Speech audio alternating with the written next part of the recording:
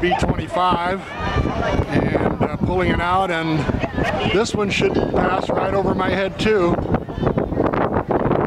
don't see pilot or co-pilot up in the cockpit, but the ground crew here is directing the tug, and it'll be making a little bit of a turn here in just a minute.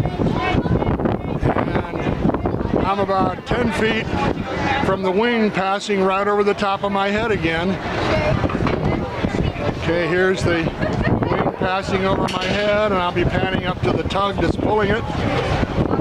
And we're going to be seeing right up underneath the wing. There looks like one of the ground crew or one of the pilots is walking along with the plane.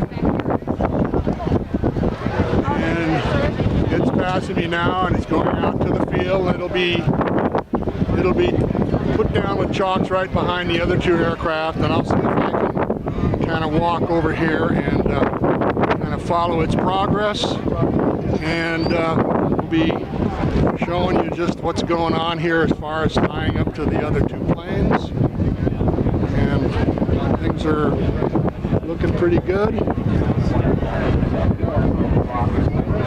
All right, following its progress, and it's being pulled now, and the other two B-25s will come into view here in just a minute. I think we can see them on the right of the image here, the frame. And the tug is straightening out the plane now, and I would say it's maybe 50, 60 feet from the second plane that's tied down there, and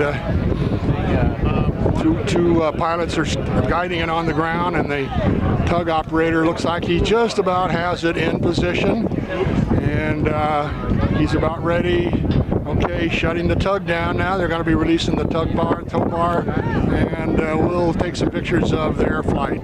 Anyway, good day, good flight, sir. I signed off. I signed off with a good day, good flight, sir.